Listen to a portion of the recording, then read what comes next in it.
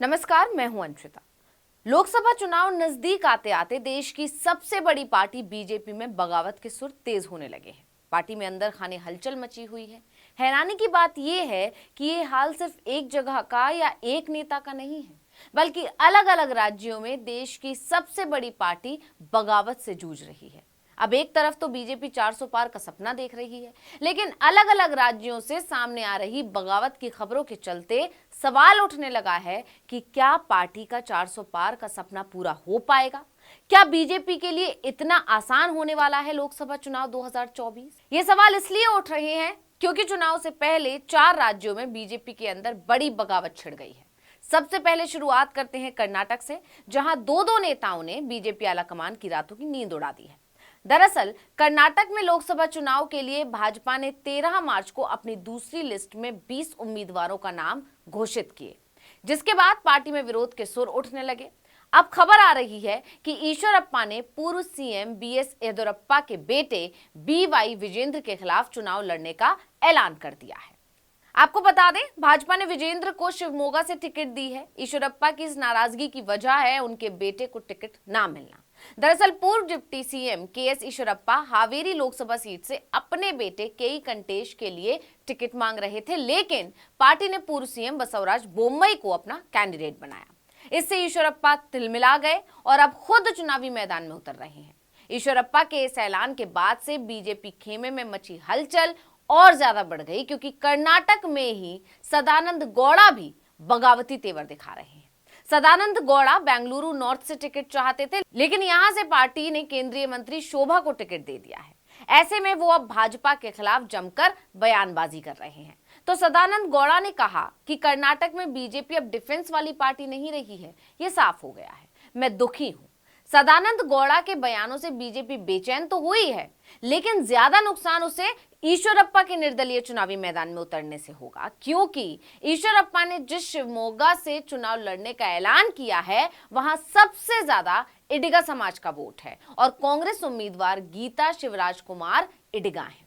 इडिगा के बाद बोकालिगा, फिर लिंगायत, एससी एसटी और 2 लाख के करीब मुस्लिम वोटर्स हैं। ऐसे में ईश्वरप्पा की बगावत से शिवमोगा में इस बार कांटे की टक्कर होगी और वोट बंटने से बीजेपी को नुकसान हो सकता है। अब बात करें एक और राज्य गुजरात की। यहां भी बगावती तेवर देखने को मिल रहे हैं। बड़ोदरा की सावली सीट से बीजेपी के विधायक केतन इनामदार ने इस्तीफा दे दिया है। बताया जा रहा है कि वो गुजरात में कांग्रेस नेताओं के बीजेपी में शामिल होने से नाराज हैं। वहीं बिहार की बात करें तो बिहार में एनडीए की सीट बंटवारे से भी गठबंधन के घटक दल खुश नहीं थे। इनमें से एक है राष्ट्रीय लोकतांत्रिक मोर्चा प्रमुख उपेंद्र कुशवाहा। हालांकि कुशवाहा को मनाने के लिए बीजेपी ने बिहार में उपेंद्र कुशवाहा की पार्टी को एक सीट दे दी है। अब इससे बात बन पाएगी या नहीं, इस पर संशय बरकरार है। लेकिन सीट बंटवारे से नाराज पारस गुट ने तो बीजेपी को करारा झटका ही दे दिया, क्योंकि पशुपति पारस ने सिर्फ कैबिनेट पद से इस्तीफा ही नहीं दिया, बल्कि एनडीए से नाता भी तोड़ लिया। कल एनडीए गठबंधन के द्वारा बिहार में 40 लोकसभा सीटों के लिए किस दल को कितना सीट मिलेगा, इसकी घोषणा हो गई। मैंने आज से 5-6 दिन पहले प्रेस वार्ता में मैंने कहा था कि हम तब तक इंतजार करेंगे जब तक एनडीए का विधिवत घोषणा नहीं होता। लेकिन हमारी पार्टी के साथ और व्यक्तिगत रूप से हमारे साथ नाइंसाफी हुई, इसलिए मैं भारत सरकार के कैबिनेट मंत्री से मैं त्याग पत्र देता हूँ। यही नहीं, मध्य प्रदेश से भाजपा के राज्यसभा सदस्य अजय प्रताप ने भी भाजपा की प्राथमिक सदस्यता से इस्तीफा दे दिया। राजनीति के जानकारों का दावा है कि वो आगामी लोकसभा चुनाव के लिए सत्तारूढ़ दल के उम्मीदवारों के चयन की प्रक्रिया से खुश नहीं है। ऐसा ही हाल कुछ राजस्थान का भी है। चूरू के सबसे बड़े बीजेपी नेता राहुल कसवा ने बगावत कर पार्टी छोड़ ही दी और कांग्रेस का दामन थाम ही लिया। इसके बाद वसुंधरा खेमे के बड़े बीजेपी नेता प्रहलाद गुंजल ने भी बगावत शुरू कर दी।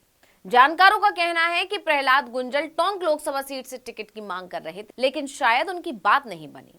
उनकी नाराजगी ट्विटर हैंडल पर देखने को मिली, जब प्रहलाद गुंजल ने सोशल मीडिया एक्स से अपने नाम के साथ लगा मोदी का परिवार टैग हटा दिया।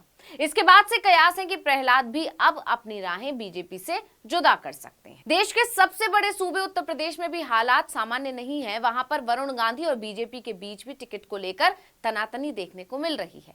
अभी तक बीजेपी ने वरुण गांधी के नाम का ऐलान नहीं किया है। ऐसे में कयास है कि पार्टी इस बार उनका टिकट काट सकती है।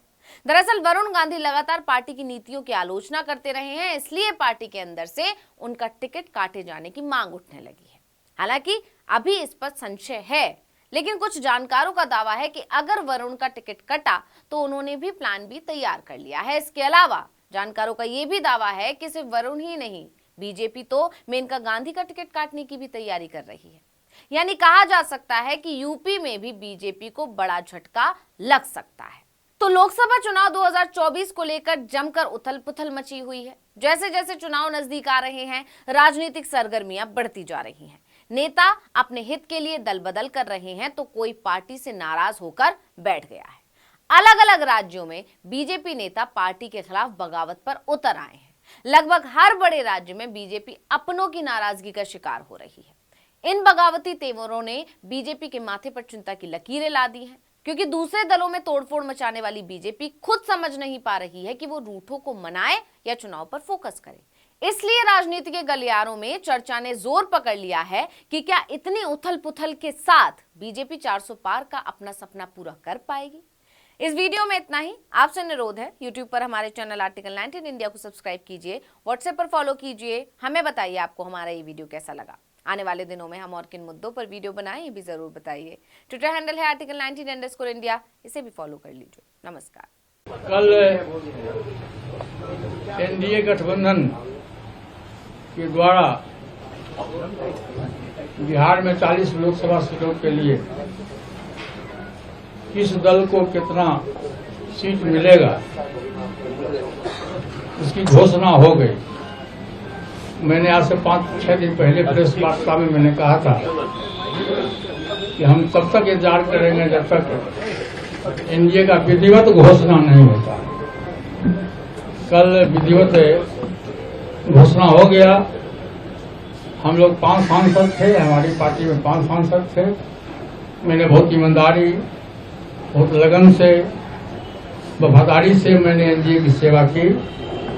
आज भी मैं माननीय प्रधानमंत्री जी का शुक्रगुजार हूं और मैं आज भी वो देश के नेता हैं, बड़े नेता हैं, लेकिन हमारी पार्टी के साथ और व्यक्तिगत रूप से हमारे साथ नाइंसाफी हुई। इसलिए मैं भारत सरकार के कैबिनेट मंत्री से मैं त्याग पत्र देता हूं।